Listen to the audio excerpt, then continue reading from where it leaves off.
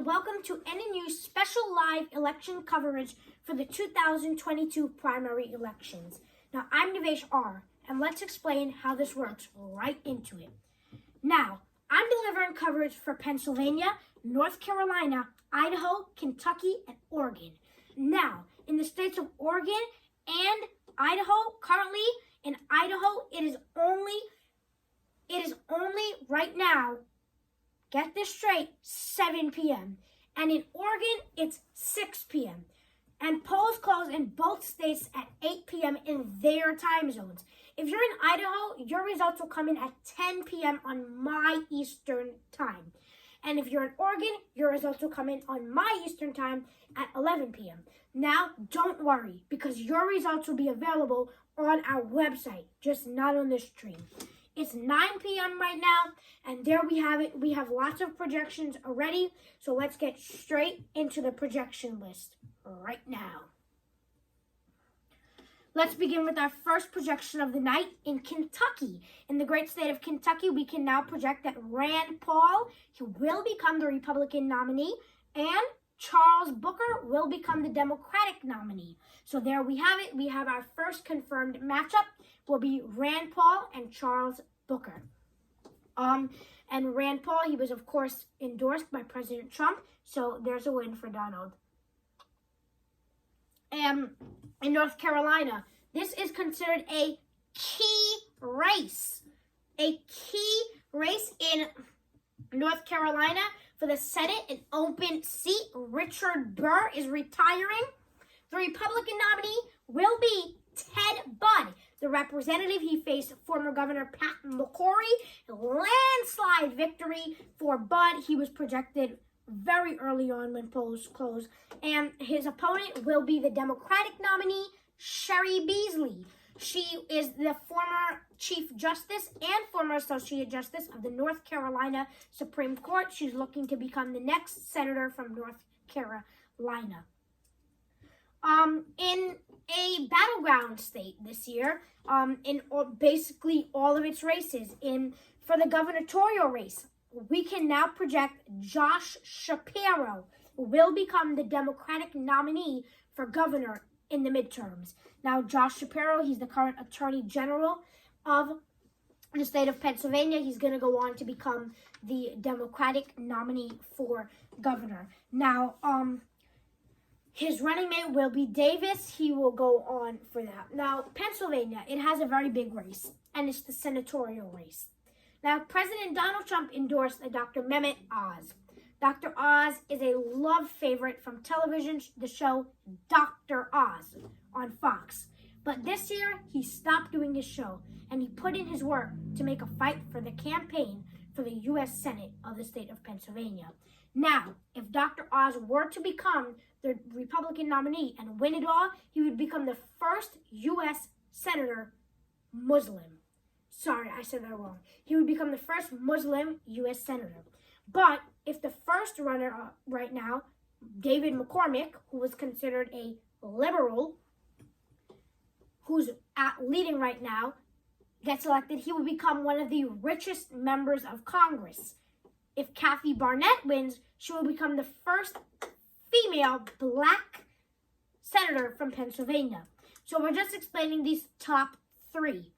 And also, if Carla Sands were to win, who's at fourth place, she would become the first U.S. ambassador to represent the state of Pennsylvania as a senator. So there we have it. But let's explain this. McCormick, Oz, Barnett, Bartos, and Sands. That's how it's happened. I'm sorry, I just said Carla Sands was in fourth place. I was right, but they just had, it's updating as the moment is going by. The votes are coming in. David McCormick is leading. This is probably getting President Trump very frustrated because he wants his endorser to win, and Dr. Oz is his endorsement.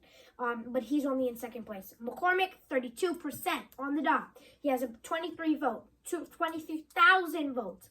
Dr. Oz, 23.9%, about to get to 24%. He has 18,000 votes. Kathy Barnett, 20%, 15,000 votes.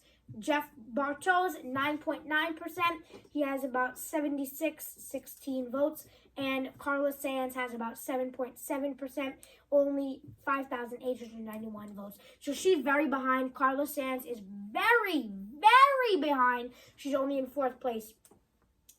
But she is trying her best to become the Republican nominee. The Democratic nominee, we can project David Fetterman will defeat U.S. Representative Connor Lamb to become the Democratic nominee. Now, John Fetterman, he's the current Democratic lieutenant governor of Pennsylvania, and he's looking to become the next senator from Pennsylvania as well to add it. So, John Fetterman will go on to become the Democratic nominee in November. So a key race in Pennsylvania is the Democratic primary of District 12. So let's bring what's happening there right now. It's Irwin and Lee. Irwin is leading at 50% and Lee is at only 30%. So excuse me for these technical difficulties. There are a couple of technical difficulties happening. I'm not so used to that happening in the back. So there we have it. So those are our key races. We have a key race in Oregon, and that's House 5, and we have in North Carolina. In North Carolina, Trump lover Madison Cawthorn is facing a primary challenger, and his name is Edwards. Now, he is doing very good. Now, let's explain why he's doing so good. Typically, the incumbent automatically wins in this district. But by 5% currently, Edwards is leading against Cawthorn. Cawthorn is at 30% and Edwards at 35%. He just crossed 35%. He's at 35.1%. But if Edwards were to win, this would be a major, huge feat for President Donald Trump. Because let's explain the House of Representatives. Now, the Democrats are on their tips of their toes to retain the House of Representatives. They're so close to losing it that Nancy Pelosi even said that she wouldn't be surprised, but she's keeping hope. But House Leader Kevin McCarthy is ready. He does not care if his friends get reelected. He does not care. He just cares once he becomes Speaker of the House and his party wins the majority in the House of Representatives. He doesn't care if Madison Cawthorn gets elected or doesn't even get to become the winner. He only cares about the Republicans picking up seats. Now, he got extra hyper when there was a new poll out that Republicans could gain over 72 seats in the House of Representatives. Now, if that happens, not up to me, not up to the American polls. It's up to the American citizens. So that would be your decision.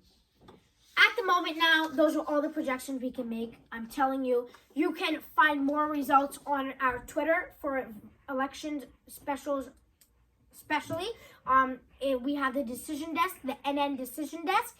You can view that on Twitter. The username is @NN decision desk, and you can find all the results on that, but you can also find it on our website, nnnewsorg.com. So thank you very much. Have a good day. I hope you remain to have a good day and a good evening, and I hope the people you voted for win. And I just wish you the best of luck in your community. Have a good day. I'll see you soon. Until the next time I see you. Thank you very much. Have a good day.